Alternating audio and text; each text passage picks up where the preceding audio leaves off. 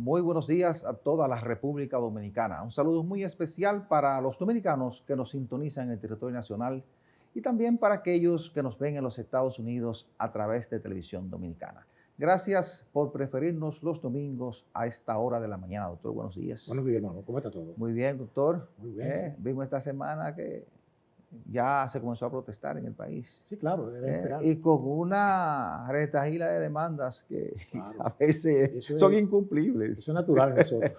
Bueno, además los alcaldes cumplieron sus 2 años de gestión. Sí, hace un par de años ya de eso. Sí, 2 años pasaron. Sí, oye, qué Ahora rápido. vamos a ver qué han hecho. Qué rápido, sí. Vamos a ver qué han hecho. Y mire, doctor, también la oposición está en la calle. Danilo va para la calle y Leonel está en la calle.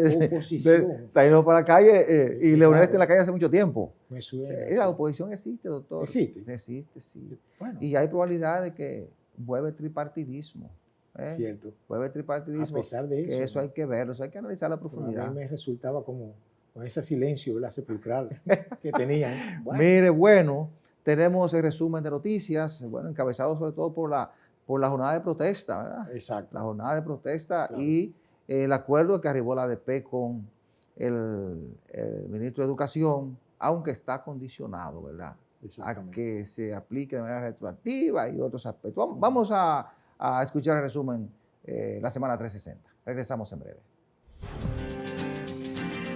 ¿Qué tal, amigos? Bienvenidos a este resumen informativo Semana 360. Más de 21 millones de pesos pagará a partir del 9 de mayo la Tesorería Nacional a las personas que estaban registradas en el Fondo de Asistencia Solidaria a Empleado FASE y el Programa Asistencia al Trabajador Independiente PATI, y cuyas transferencias bancarias de subsidios fueron devueltas por diferentes motivos, informó la Tesorería Nacional. Informó que el programa PATI se entregarán 16.057.500 pesos y de FASE serán 5.207.233 pesos para un total de 21.264.733 pesos. El sistema financiero dominicano mantiene los mejores indicadores de riesgo crediticio de Centroamérica, de acuerdo a un informe sobre el crédito en República Dominicana publicado por la Superintendencia de Bancos, con datos al cierre a diciembre de 2021. En el documento se destaca que la morosidad se estableció en 1.29%, con comportamiento a la baja a lo largo de los últimos 12 meses, mientras la cobertura para cartera vencida privada alcanza el 332.8%, más de 3 veces el 100% requerido por las normativas vigentes. La Asociación de Bancos Múltiples de la República Dominicana, ABA, llamó a los usuarios y al público en general a mantener hábitos saludables a la hora de navegar en Internet y de usar las herramientas digitales como forma de prevenir que sean víctimas de ciberdelitos. En un documento de prensa, la ABA destacó que en los últimos años, y especialmente por la pandemia, se ha incrementado notablemente el número de usuarios con acceso a Internet y también el potencial riesgo a través de esta plataforma. El Instituto Dominicano de las Telecomunicaciones, Indotel, informó el cierre de 6 emisoras, 25 revendedores de Internet y un canal de televisión que operaban de manera ilegal. Las clausuras se produjeron desde octubre de 2021 hasta la fecha. El Ministerio de Turismo y los consulados dominicanos en Estados Unidos están trabajando en conjunto con las líneas aéreas para lograr reducir los costos de los boletos de avión hacia la República Dominicana. Collado destacó que solo en abril 100.000 dominicanos que han adoptado la ciudadanía estadounidense viajaron al país como turistas y consideró exagerado que en temporada alta un boleto a República Dominicana llegue a cotizarse hasta $1.700. El sector construcción de la República Dominicana advirtió que los precios de las viviendas se incrementarán en el país producto de la inflación mundial y la delicada situación de la logística de transporte internacional. En un comunicado difundido explicó que la situación se ha agudizado aún más por el conflicto armado entre Rusia y Ucrania, que se ha hecho sentir en los precios de los materiales de construcción e insumos esenciales a nivel local. Y en el ámbito internacional, Los enfrentamientos entre bandas que se suceden en Puerto Príncipe desde el domingo pasado sigue propiciando el éxodo masivo de personas para ponerse a salvo del conflicto armado que ha causado la muerte de al menos 20 civiles entre el 24 y el 27 de abril, según datos de Protección Civil.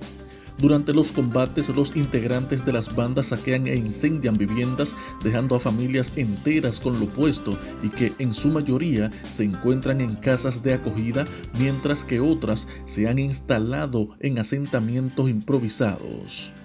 Hasta aquí el resumen informativo Semana 360, informó Joaquín Caraballo.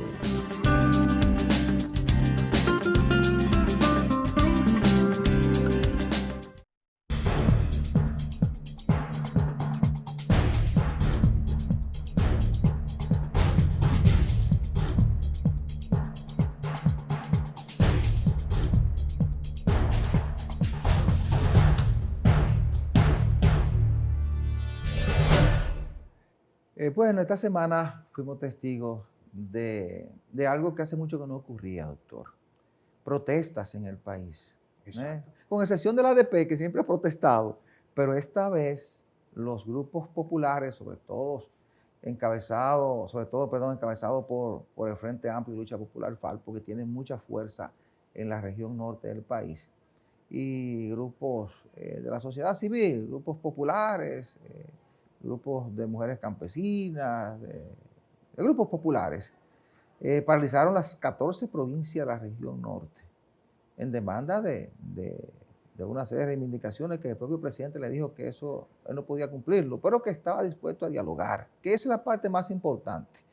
Pero el hecho de que un segmento de la población ya esté saliendo a protestar, te marca a ti una ruta a la que el gobierno tiene que prestarle atención.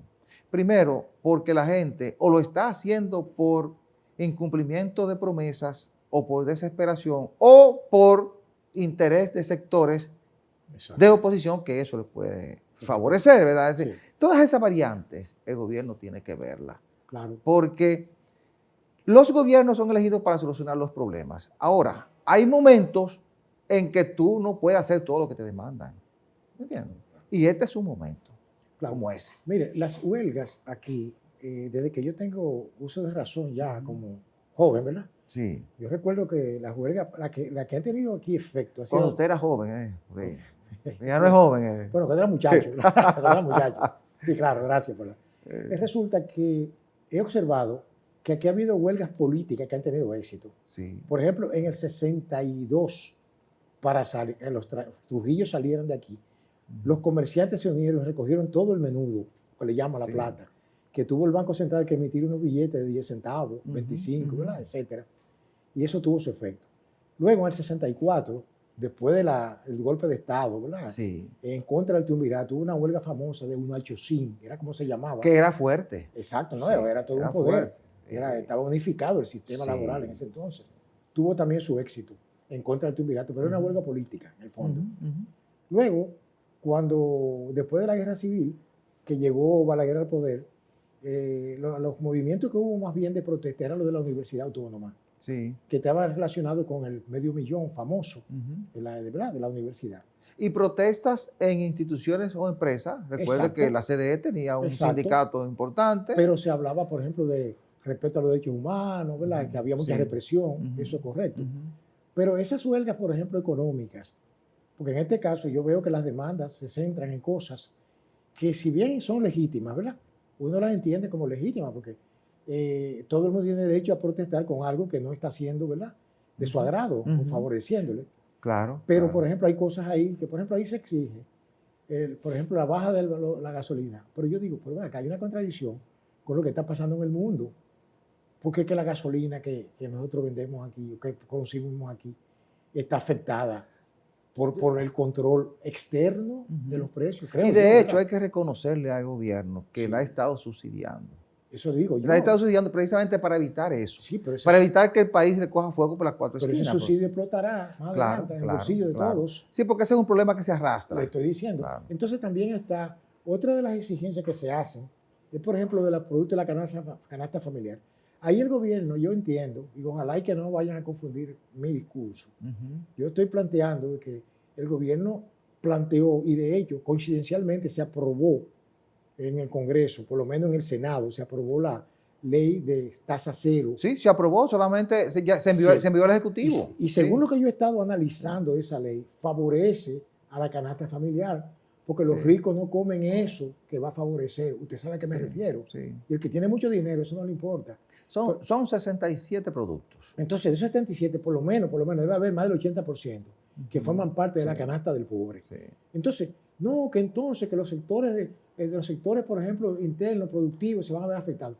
Bueno, pero entonces se puede manejar el asunto, ¿verdad? Por eso, colaborar con la por eso yo decía hace varias semanas que hay que ser cuidadosos, porque es cierto, el interés del presidente es que con la aplicación de la tasa cero, esos 67 artículos, exacto, y a productos o insumos que se utilizan para la producción nacional, haya una baja o que los precios no se eleven en esos productos que más consume la gente. Pero hay que tener cuidado al momento de aplicar eso para que sectores interesados en generar recursos a través de las importaciones no afecten al producto local. Ahí es que únicamente donde el gobierno tiene que tener cuidado, que no se afecte la producción local. Claro. Porque, por ejemplo, aquí no hay que importar arroz. Sí. Aquí somos autosuficientes en la producción de arroz. Claro.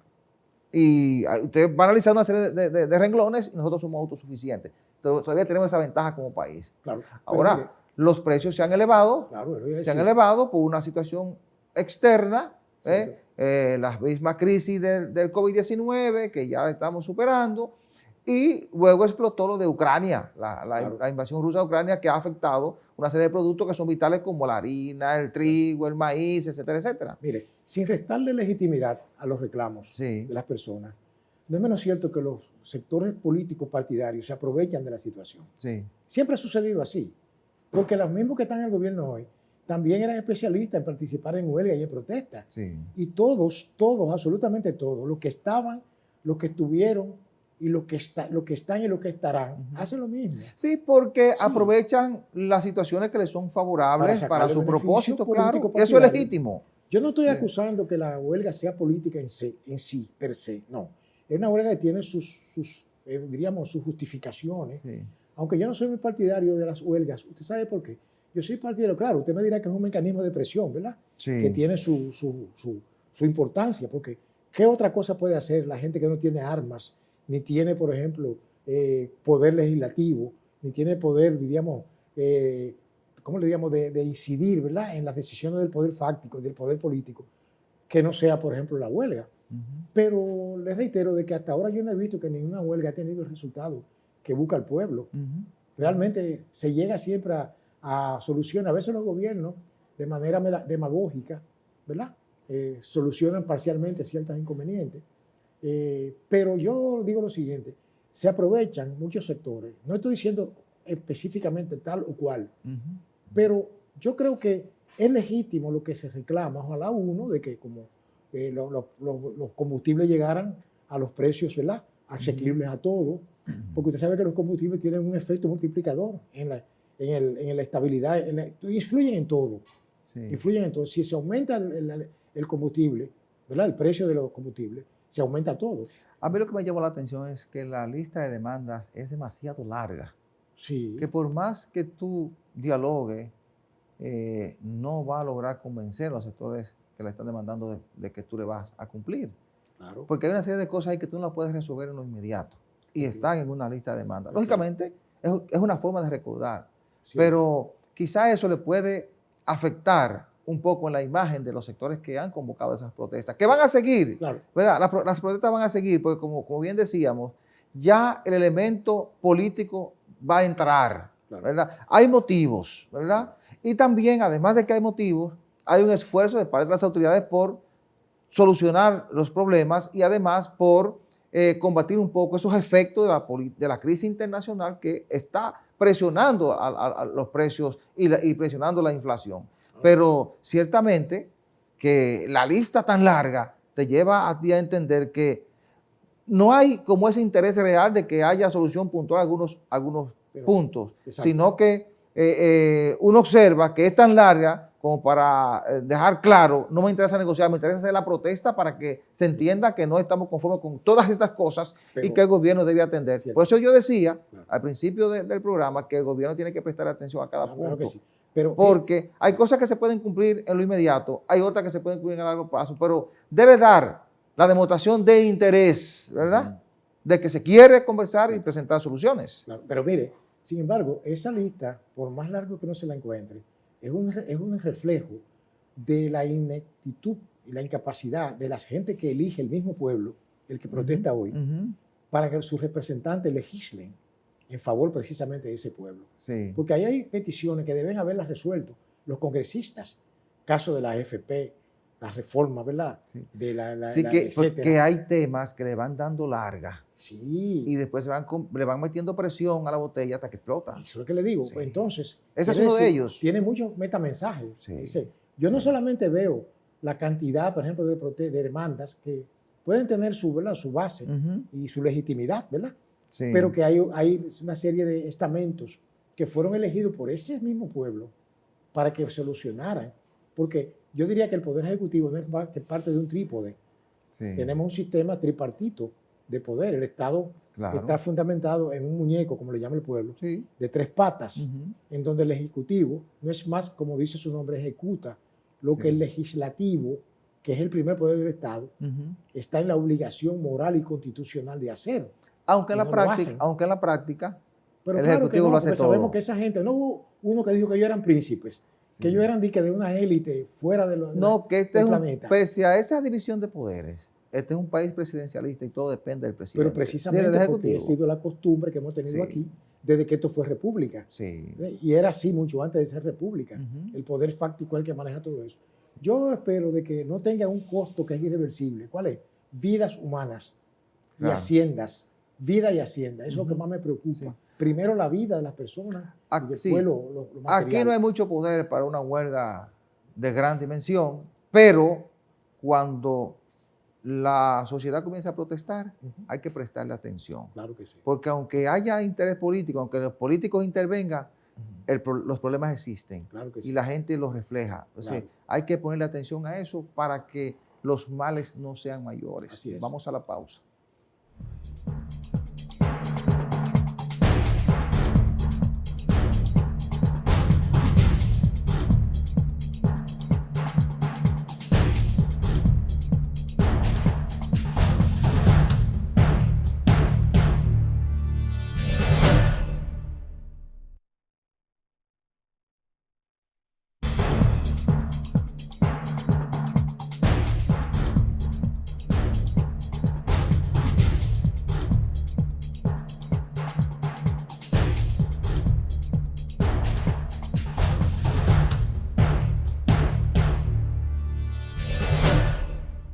Gracias por continuar con nosotros. Permítanme recordarles que Farmacia Patrizo es la principal red de farmacia en Santo Domingo Este.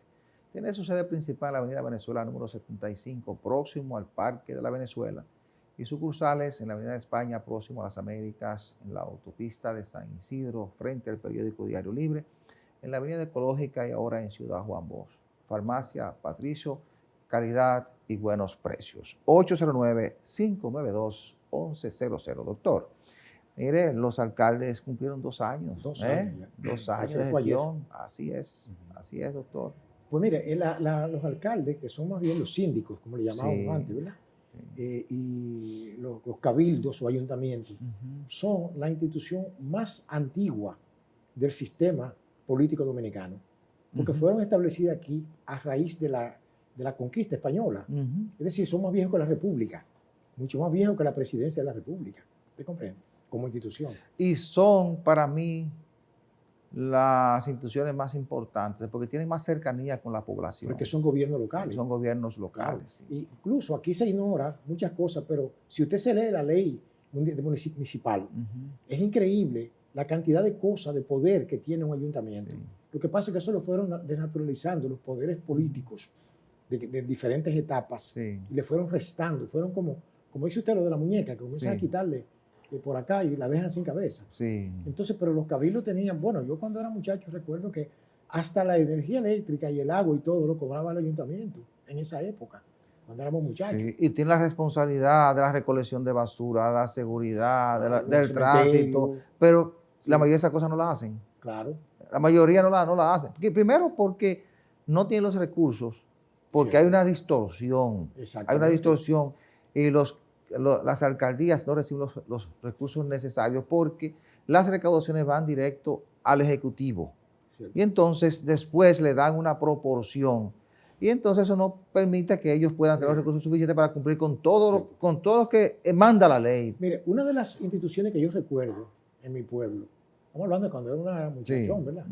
Era lo de lo que llamaban los proventos municipales, que eran negocios que pertenecían a la comunidad y que se lo arrendaban a ciertos comerciantes, por ejemplo, las galleras, los mataderos, ¿verdad? Y otras actividades que eran proventos, como le llamaban. Y eso era un impuesto que se generaba en favor del ayuntamiento y de la comunidad. No dependían tanto los ayuntamientos del poder ejecutivo, aunque tenían una parte asignada del presupuesto, ¿verdad? Pero entonces, con el paso de los años, eso se fue naturalizando, a tal modo de que se han creado organismos, una tal Liga Municipal Dominicana, que yo nunca le he encontrado sentido a eso. Porque para mí, puede que lo tenga para otras personas, pero para mí no es más que una especie de elefante blanco que ha servido para... Si supiera que para las grandes alcaldías no tiene razón de ser, pero para las pequeñas sí, porque la Liga Municipal Dominicana tiene la responsabilidad de la asistencia técnica a los cabildos. Y los pequeños cabildos no tienen recursos para tener técnicos suficientes y desde la Liga Municipal se le asesora. Ahí sí tiene sentido, pero por ejemplo, la alcaldía de la capital no necesita el auxilio de la Liga. Simplemente para la capital o para Santo Domingo Este, Santiago, la única función que tiene es transferir los fondos que le asigne el Ejecutivo. Pero quizá para la alcaldía de Bánica, sí tiene sentido que cita la Liga Municipal Dominicana. Déjame explicarle algo. Es que yo, como siempre, fui un estudioso del derecho. Y me pasé la vida leyendo y nada, gran cosa. En el sentido de lo que podía leer.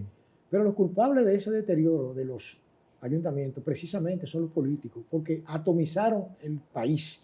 Comenzaron a dividirlo territorialmente para las ventajas políticas de sus militantes. También eso es cierto. Comenzaron a crear pequeños... Y por eso existen esas pequeñas alcaldías que no se pueden manejar. Claro, razón. Tienes razón. Las alcaldías funcionaban perfectamente en todos los lugares.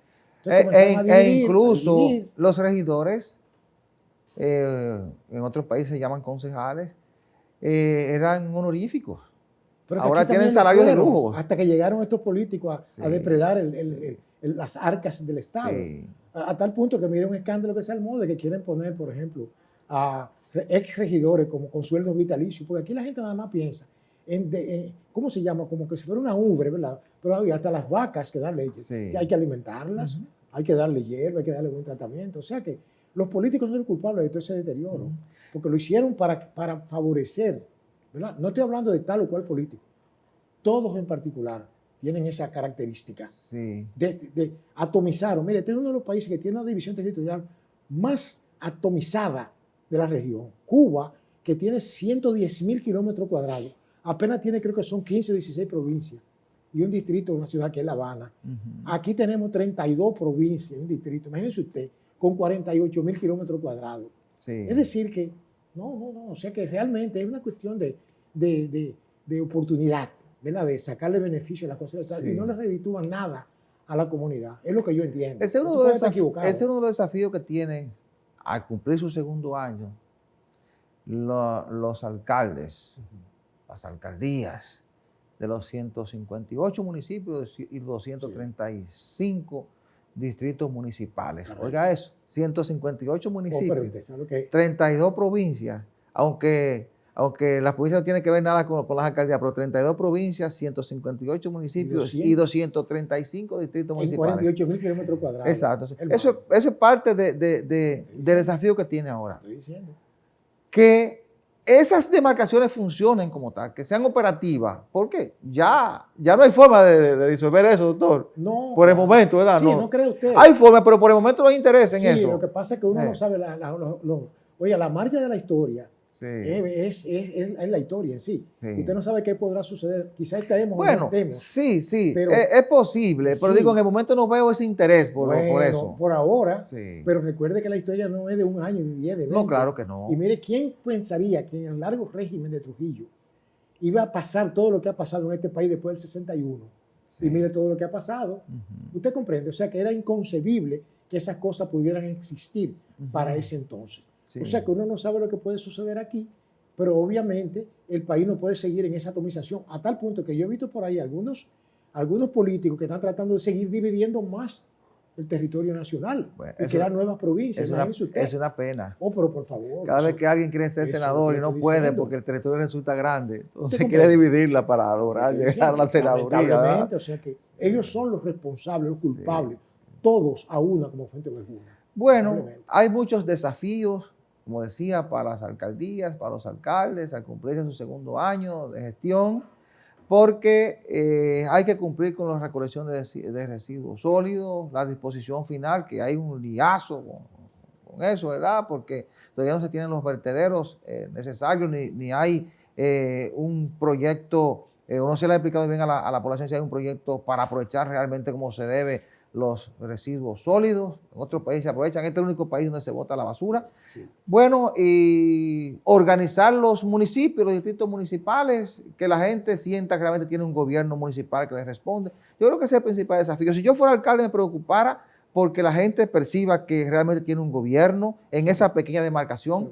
que les responde, lógicamente con algunas dificultades, porque todavía muchas cosas dependen del Ejecutivo, pero que la gente sienta que hay una operatividad de un gobierno municipal. Pero es que no les interesa, porque por ejemplo de la basura, el único país del mundo en donde uno paga para que recojan la basura es aquí, pero la basura puede ser materia prima de grandes industrias y nunca lo han permitido porque ellos lo usan para su beneficio personal. Sí, porque con eso ha habido negocio, sobre todo en los contratos de las empresas. Entonces, siguen siendo los políticos los responsables, los culpables. Claro que sí, pero ojalá llegue el momento en que la gente comience a reclamarle a las alcaldías que cumplan con su función, a los alcaldes que cumplan con la función de las alcaldías, de los antiguos ayuntamientos, hacer la que la gente lo conoce, pero ahora se llaman alcaldías, y que se haga, además de cumplimiento de sus funciones con servicios eficientes, se dé respuesta a esa necesidad de que haya una disposición final de los residuos sólidos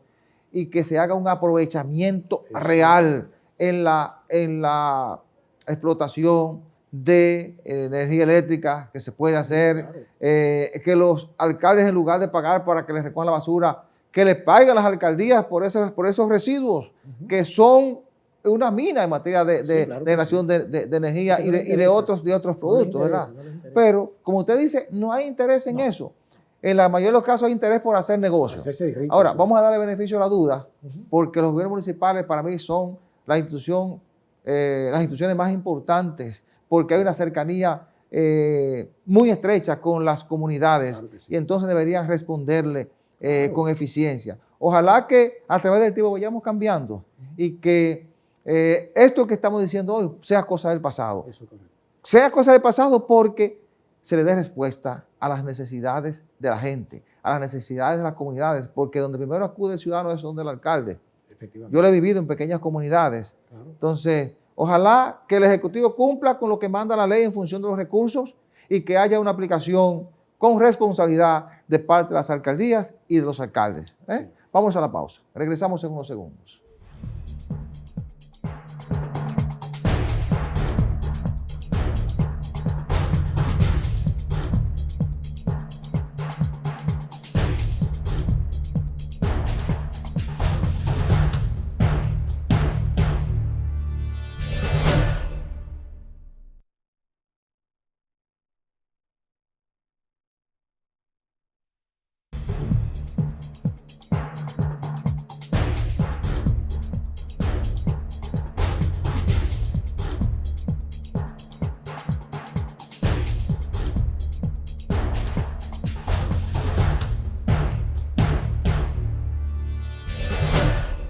Farmacia Patrizo es la principal red de farmacia en Santo Domingo Este. Tiene su sede principal en la avenida Venezuela número 75, próximo al Parque Juan Pablo II.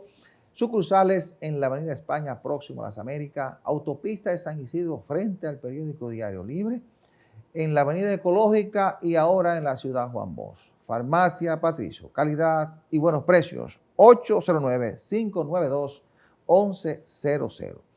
En las últimas 2 semanas hemos sido testigos de una mayor incidencia de los políticos en las calles, incluyendo al propio presidente Luis Abinader.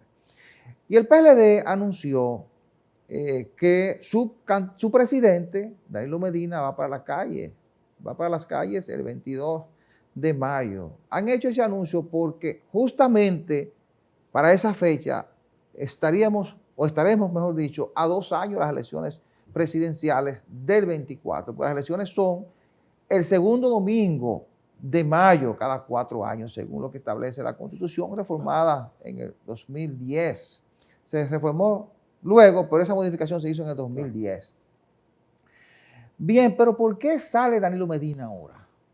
¿Por qué sale? Primero, porque han pasado 2 años y él ha observado un terreno fértil para salir ahora en este momento. Primero, aprovechando que 2 años después de haber salido del poder y haber implementado una estrategia de movilidad permanente de su partido, porque desde el Palacio salieron hacia el PLD a motorizar ese partido y lanzaron los precandidatos presidenciales a motorizar las estructuras, además de una secretaría itinerante que está visitando miembros y dirigentes de ese partido cada fin de semana y han mantenido ese partido intacto, en movimiento.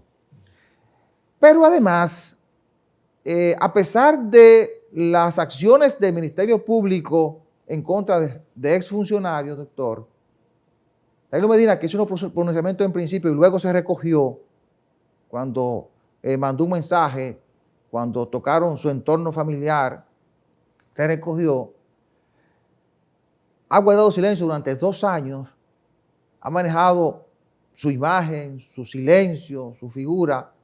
Bueno, y 2 años después, el Ministerio Público todavía no ha hecho acusaciones definitivas de esos expedientes.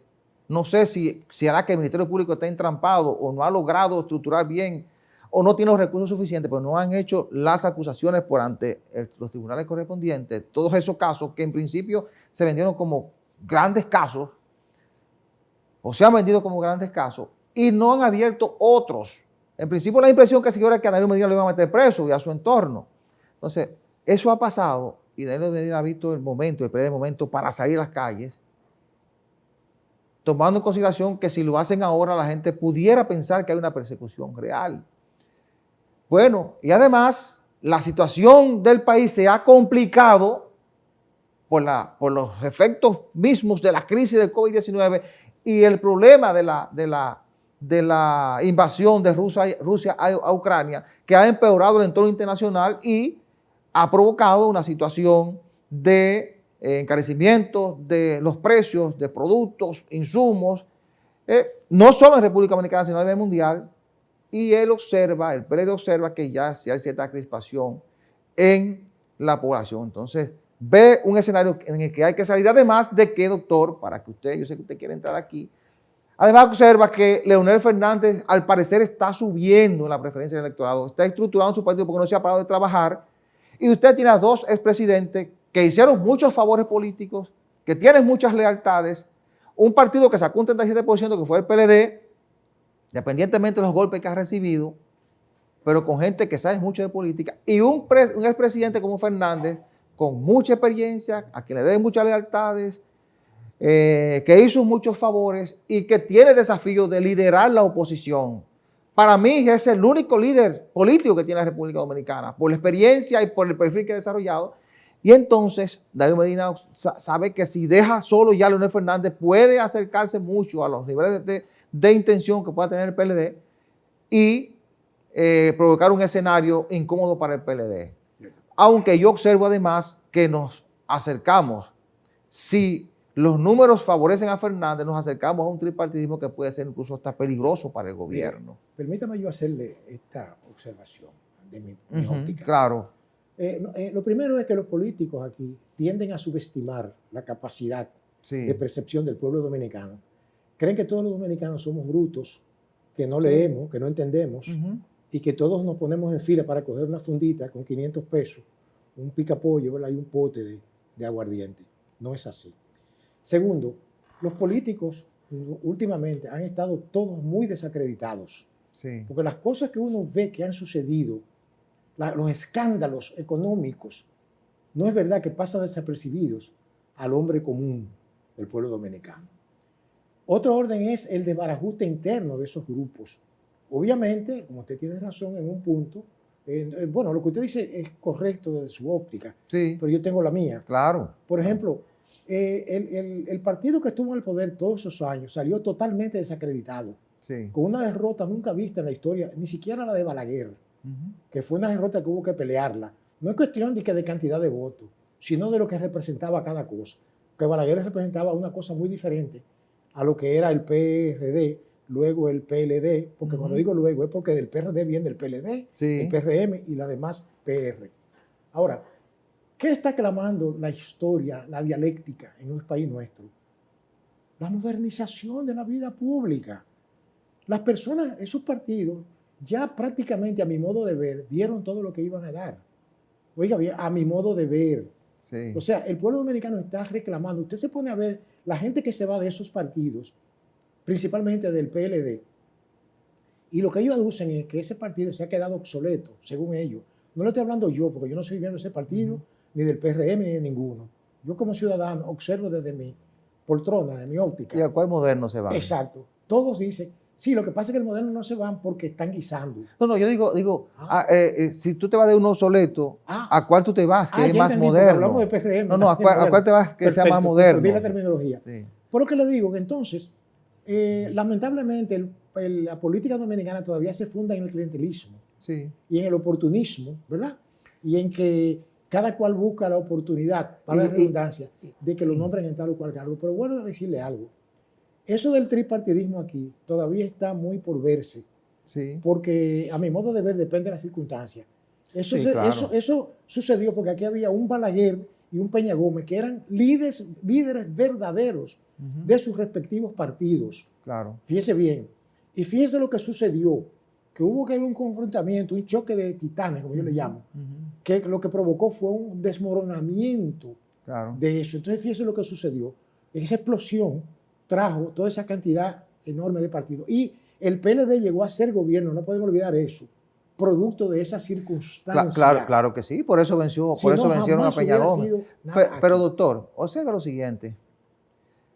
Yo difiero mucho de usted con relación a lo que pudiera hacer el pueblo, porque hemos tenido el mismo cuadro desde la muerte de Trujillo para acá, desde el profesor Juan Bosch para acá, porque uno de los gobiernos que más se acusó de corrupción y de crímenes fue el de Balaguer y regresó 8 años después.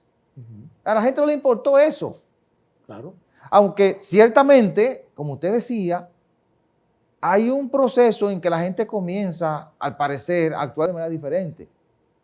Y por eso tú no puedes ser tajante en el análisis. Tú no puedes decir las cosas van a ser de tal o cual forma en 2 años, porque nada es estático. Pero no le importó la corrupción de Balaguer, no le importó la corrupción que le atribuyeron al gobierno de Jorge Blanco, no le importó nada de lo que pasó y nos hemos ido reciclando y regresando a lo mismo. Entonces, ojalá, lo ideal sería que la población realmente votara con conciencia, sí, que la población te votara realmente porque está votando por los más sanos, porque las cosas se hagan diferentes y porque nos avancemos hacia una transformación real. Pero uno observa eso en la gente. Yo tengo una objeción que hacer a ese planteamiento que usted hace, sí, sobre que a la gente no le importó y Balaguer volvió en el 86. Eso no es tan sencillo. No es tan sencillo verlo así, prima facie. Hay una conspiración y de hecho, hay una conspiración tal que hubo personalidades aquí que estaban envueltas y que asaltaron la Junta Central Electoral.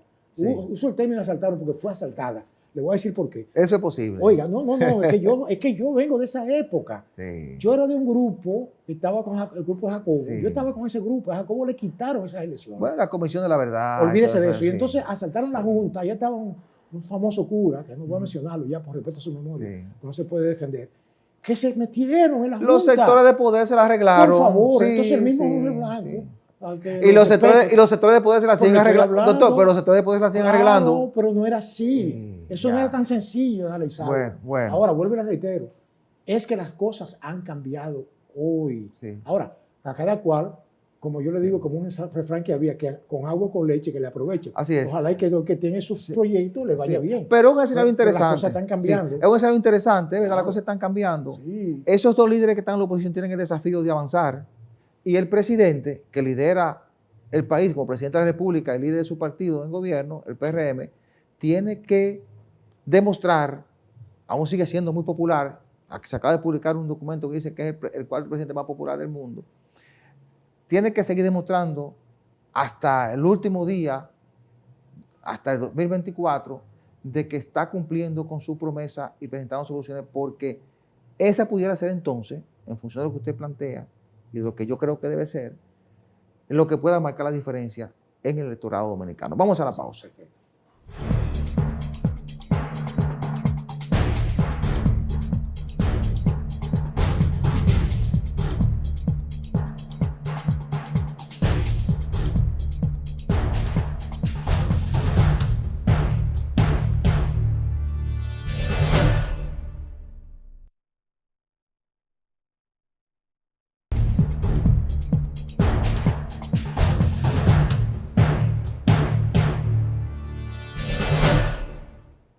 Una de las instituciones más antiguas, estamos hablando hoy de antigüedades, ¿verdad? Sí. De nuestra hermosa isla. Para mí sigue siendo isla, porque la otra parte que la comparte vino mucho después. No, pero es una isla. Vino 3 siglos después. Es una isla. Sí. Nosotros somos los dueños de esto aquí. Usted lo sabe. Fíjese, es una institución muy curiosa que se llamó el situado. ¿Qué es el situado? Era que de España, de la metrópoli, mandaban unos chavos, ¿verdad? Cada 3 meses llegaban, que era el tiempo que se tomaban las naves para llegar aquí, con unos chavos para pagarle a los empleados públicos. Eso se convirtió con el paso del tiempo en lo que le llamamos remesas hoy. O sea, nosotros estamos acostumbrados a que nos manden unos chelitos. Allá, ante todo, la solidaridad de nuestros hermanos dominicanos, que nunca se olvidan de su gente de acá. Y siempre ha sido así, desde que el dominicano tiene la oportunidad, que si se gana $100 allí, saca por lo menos 10 o 20 para mandárselo a su gente aquí. Eso siempre ha funcionado. Ahora, eso fue tan importante que llegó a convertirse en uno de diríamos, de las patas del Producto Interno Bruto de este país. A tal punto que yo diría que si hay 5 elementos básicos, uno de ellos la remesa. No, eso es fundamental para la economía dominicana. Usted le saca las remesas y aquí hay problemas. Compitió hasta con el turismo. Productor, las remesas representaron en el 2021 10,000 y pico de millones de pesos. Usted. Un incremento con respecto al 20 y al 19, porque los dominicanos mandaron muchos dólares a República Dominicana. Por eso yo encuentro que es irrelevante esa pequeña baja que ha habido, porque en Estados Unidos hay un problema serio. El norteamericano no es tan bonito como lo estamos viendo. Los dominicanos tienen un problema interno muy serio. Y hay problemas tan graves que ahí los precios se han hasta triplicado de los productos de primera necesidad.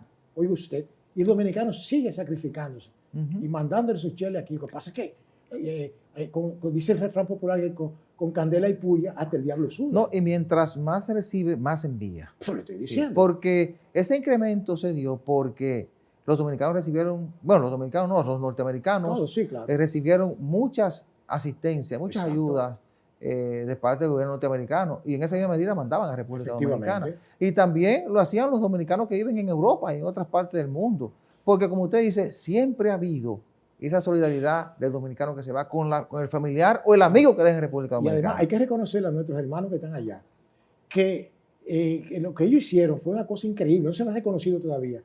Que cuando aquí, en plena pandemia, cuando estábamos en el punto álgido, que se desplomó el turismo, ese dinero llegaba y fue determinante. Dinero llegaba aquí. Bueno, usted veía las filas en las empresas esas que envían y reciben remesas. Eso eran ellos allá, no solamente en Estados Unidos. Los que están en Europa, los que están en el confín del mundo, siempre se recuerdan de su gente de aquí. Ahora, doctor, mire, ha habido una baja en los últimos 3 meses. Sí, claro. Y el gobierno le está poniendo atención, pero lo han explicado, que la situación se ha puesto incómoda en Estados Unidos. Hay inflación en todas partes del mundo. En esa medida va a bajar, pero va a ser muy determinante en materia de cantidad de ingresos que van a llegar, es decir, porque vamos a recibir casi 8.000 y pico de millones, según las proyecciones que hacen economistas y las autoridades. Limpios, exacto. Nada, Pero hay que ser muy inteligente, hay que estar muy pendiente de cómo se va moviendo el asunto de las remesas. Los dominicanos no van a dejar de enviar dinero, pero hay que tener el sustituto de ese renglón. Porque nosotros, 10.000 millones de pesos son muchos dinero, doctor. Eso es casi el 20% del presupuesto nacional. Sí, señor. Sí, señor. Entonces, hay que estar, por ejemplo, muy atento a lo que ocurra con las remesas, con el turismo. Porque mire, si las remesas a usted se le caen, eso impacta un negociazo que hay en materia de la gente que vive transportando esa remesa. Sí. No solo que la empresa te lo recibe, sino gente que vive de esas empresas que lo reciben para moverse por el país, que son empleados. Hay todo un engranaje en torno a esas remesas. Que se ganan un dineral. Claro, y el impacto que te puede provocar porque son una gran cantidad de millones de dólares que tú le sacarías a la economía. Claro. Entonces, sí. hay que tratar de incentivar, aunque va a depender mucho del entorno internacional, pero de incentivar y tener siempre renglones sustitutos para esos dólares que llegan a través de las remesas. Por eso es que es imperativo que los gobiernos, no solamente cualquier gobierno que esté ahí, se concentren en la productividad y la producción interna para que la canasta familiar tienda a la baja. Porque aquí hay muchas cosas que se pueden producir aquí que no requieren de tanta importación. Sí, aquí hay que producir mucho. Claro. Hay que producir. Entonces aquí lo que para exportar y generar recursos. Efectivamente. Generar divisas. Tenemos un mercado extraordinario. El Caribe no lo hemos explotado. Hombre, claro que sí. Tenemos unos vecinos ahí que demandan de todo. Hasta energía eléctrica le pudiéramos estar vendiendo a esos vecinos. Sí, hombre, podría ser. Y no le estamos vendiendo. Lo que pasa es que estamos vendiendo porque no la estamos produciendo. Importando también. Aquí le gusta mucho importar también.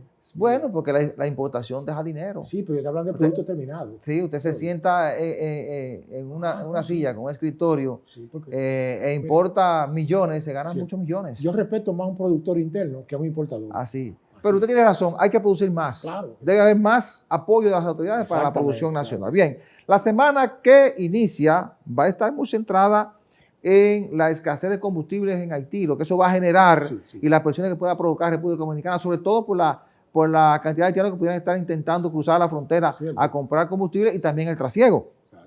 Además, independientemente del acuerdo a que llegó la ADP con educación, de un aumento de un 10%, ellos siguen inconformes porque el acuerdo fue de un 25%, pero por la crisis y la situación internacional, aceptaron un 10% y está sujeto a que se le acepte que sea retroactivo a enero, y los debates por la reforma electoral que la Junta está diciendo necesitamos la ley electoral y la ley de partidos reformada con un acuerdo nacional y no un código como quiera hacer el Congreso para darle larga.